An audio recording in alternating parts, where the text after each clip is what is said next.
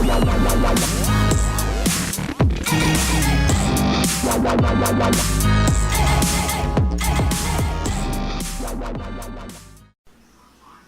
so what's up everybody, this is Poor Boy, FPV, coming back at you with the Loki X5 build.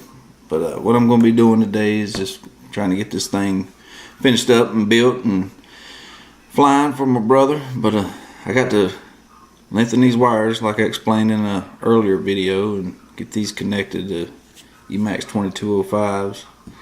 It didn't come with long enough wires to reach the 4-in-1 ESC, so I'll be lengthening them in this video and getting a XT60 connected. A little pigtail here for the battery. And I'll also be adding in all my signal wires and everything like that. And all my voltage and current monitoring and everything like that. Getting all that stuff ready and getting it connected up to the flight controller. Also going to add this I think this is a 680 microfarad 25 volt. So I can get to zoom in there. This is what come with the bolt ESC. Some people have been using too. This is what they sent with it. That's what I'm going to put on it. We'll see how well it does. If I feel like it needs another, I'll add one at a later date. But anyhow, let's get started with the wire extensions and everything. We'll also be getting the camera connected up and also getting this Mw Osd all soldered up, and I'll be showing all that in this video. So I hope you guys stick around and maybe you learn something here. The first thing I want to do is get these wires right here. I've already got them pre-tinned. I just need to get my extra length connected and then soldered down. So I'll be using my helping hands to help me with this.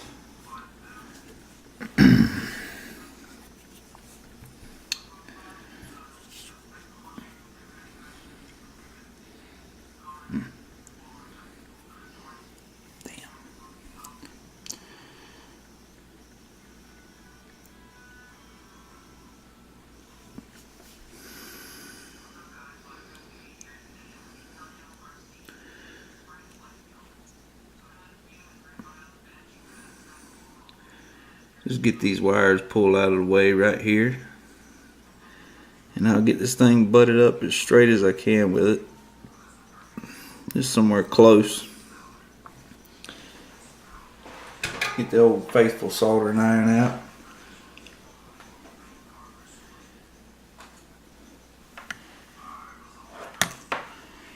I'm going to add a substantial amount of solder to the end of my soldering iron. And just a real quick little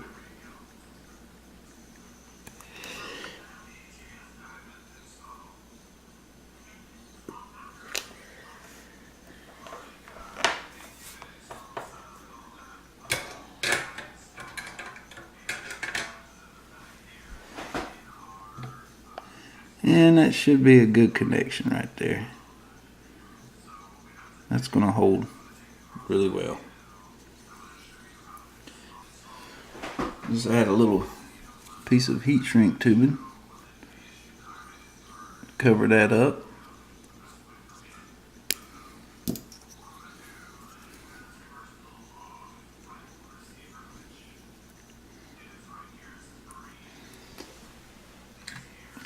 You can use a lighter or any old thing. I like to use this little torch here. Grab the tip, thought it was freaking hot.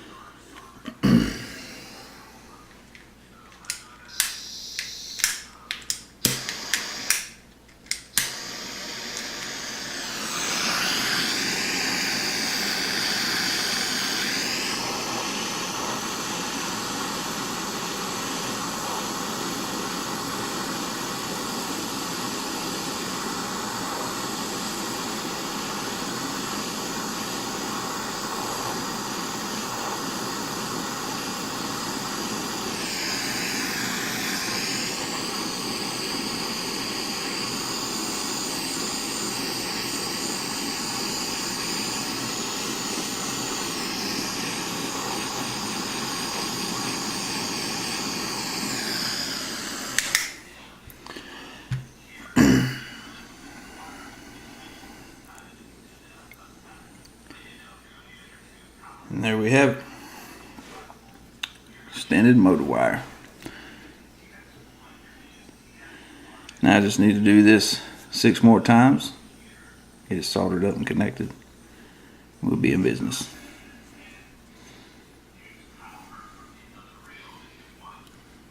I always like to just kind of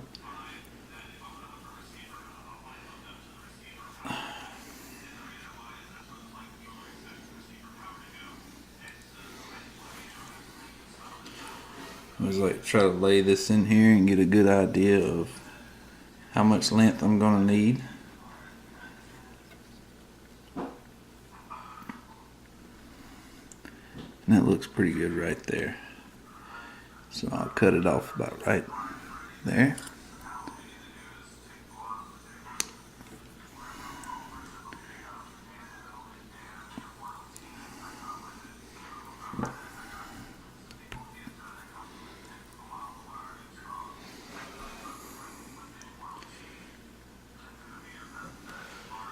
It's always a good idea to tin your wires and your tip before you use it. So always put a good amount of solder on the tip and then just lay it on there, and it's tinned just like that.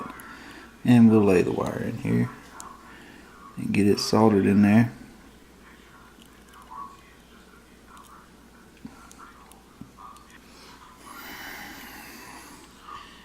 And there we have it.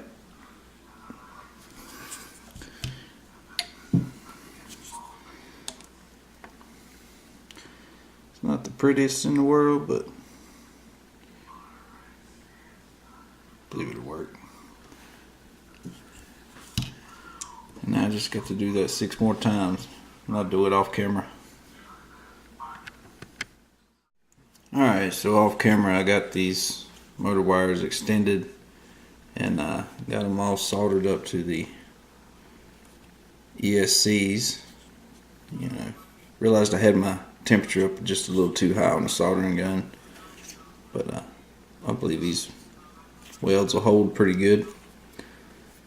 I took the middle wire and run it down low underneath just to make it a little easier to get my wire connections in there. I believe it's going to work out really well. Now all I got to do is just get my signal wires and all my current and power wires and everything run, so I can get this thing connected up to the flight controller. And I'll be doing all that off camera. We'll get all that connected up and be showing you how this is all going to look and what's going where and whatnot. Alright, so I got everything connected up here for the flight controller. Got my ground and my signal wires for motor number 1. And this is the ground for the actual flight controller. 5 volts going out for the flight controller to power it. This one right here is going to be my voltage monitoring that I'll connect up. And this is my current wire. Ground and signal for motor number 2. And signal and ground for motor 3. Signal and ground for motor number 4. Took a little while to get a good bit of heat in the board to get these grounds connected really well. It was kind of a pain in the butt. I made these a little extra longer. That way, when I get this connected up to the flight controller, if I have to go in here and do any work, I can have plenty of wire to access in here. But the next thing I'll be doing is getting this thing tinned up, everything that I'm going to be using. Also, I need to jumper these pads right here, and I'll be running the S-Bus protocol on this flight controller in particular. So what I'll be doing is jumpering. I want the 5 volts, so I'll jump these 2 pads right here. I want the inverted signal protocol for the smart port, and the inverted signal protocol as well for the S-Bus. So I'll jumper all the 5-volt pads and all the inverted signal pads. If you were running Spectrum satellite, you would need to jumper to 3 volts right here, these 2 pads. Connect these 2 with a solder joint. And I believe you just run a normal signal protocol. So you would jumper these. But let me get this board tinned up, and we'll get it all connected up, and I'll show it to you when she's all soldered up and connected together.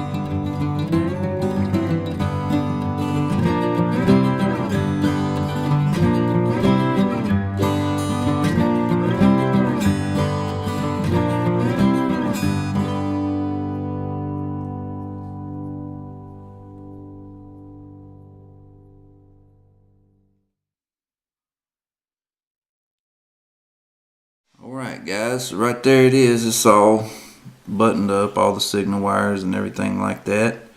Next thing I'll be doing is connecting the receiver and the Mw Osd. Let's get to that. So what we're going to be doing is connecting up the FreeSky RXSR, and what I'm wanting to do is I'll be using the smart port. So we'll be needing these 4 wires right here. This is your S bus out, which goes to the flight controller, and your receiver will tell your flight controller what your control commands are. This yellow wire is your smart port, red is your 5 volts, and black is your ground, of course. But we'll be removing this wire right here.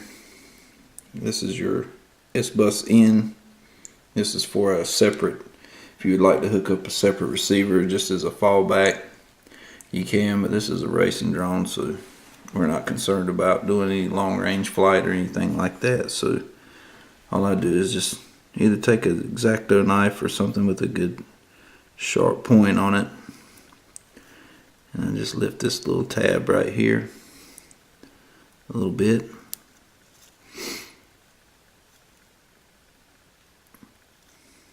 And then you can just pull that wire right out, and that saves it. Some people cut it off. I always like to pull it out with a JST. That way I still have a wire with a good end on it, and I can use it later if I want to connect it back in. And you got a spare little wire right there for future use. It's always a good idea to keep those.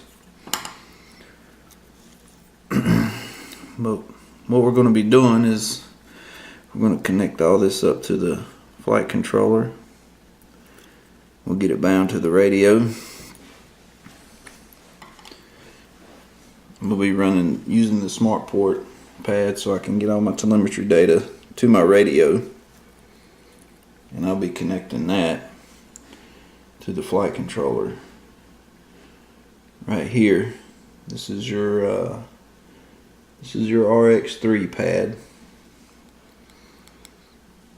and we will connect the ground right here, 5 volts, and your S bus wire, which will be the green wire.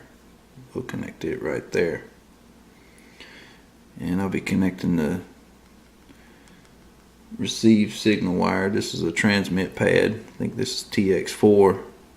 It's going to be transmitting all our current and voltage data to the Mw Osd, which will be on the back, the Piggy OSD of the camera. I'm not sure if Race Flight supports the protocol where you can talk back and forth and change commands or whatever through the Mw Osd. So for right now, I'm just going to connect the transmit pad to the receive pad, which will be on the back of the camera.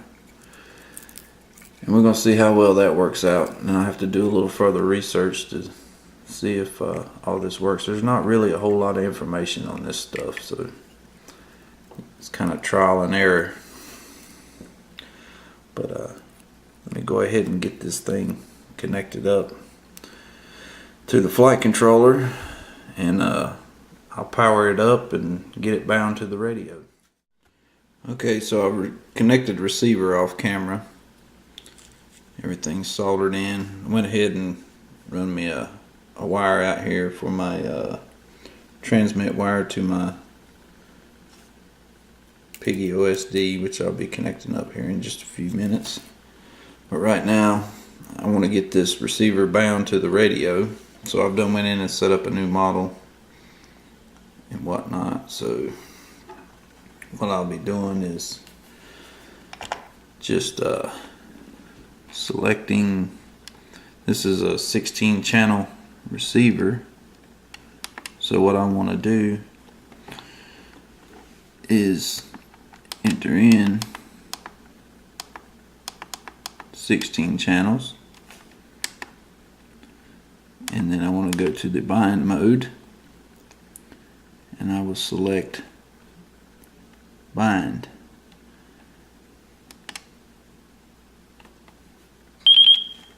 And it is in bind mode. Now I need to power on the quad. Before I do this, I always use a digital multimeter before I power anything on, just to make sure I don't have any grounds touching any power wires or anything like that. Let's get this thing powered on and get it bound.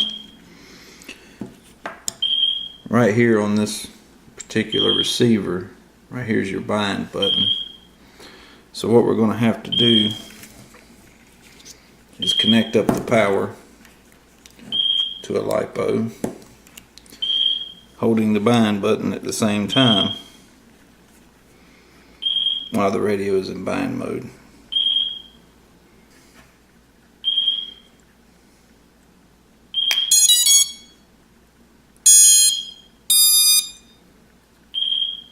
So we see we got a flashing LED, and we'll stop the bind process.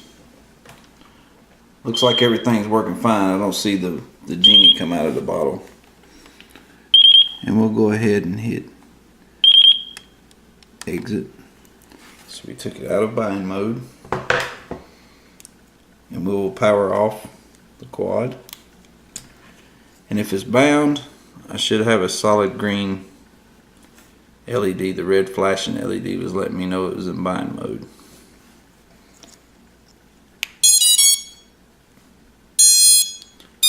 And we have a solid green LED. So what I'm going to be doing, I put these standoffs on here. I'm going to heat shrink this now that I got it all connected up. And I'm going to mount it upside down and put this over top of all this just to kind of protect everything. And it'll make for a really clean looking build once we get the top and everything on it. I think it's going to look really good. We've done made it this far, and all I have left now is just to connect up my VTX and my camera, and it's almost done. Alright guys, so off camera I went ahead and put this little cover on it right here and just used some double-sided sticky tape. Heat shrunk the receiver and stuck it underneath here. It's going to make everything look really good and clean. We're almost there. All I got left now is just get some power to my VTX, which I will probably still have to put that capacitor on there. I believe it'll help with the filtering, so gotta put that under there, run some wires, and just connect that up right here. And I'll probably just go ahead and connect my VTX to the same pads. That way I got that cap there for a little extra filtering, so I won't get a whole lot of video noise. I need to run these wires right here, get them connected to the back of the Mw Osd, and go ahead and get this connected. So I'll get all this soldered up. I'm gonna go ahead and do all this stuff off camera, and when you see it again, she should be a built drone, and we'll be ready for a test flight.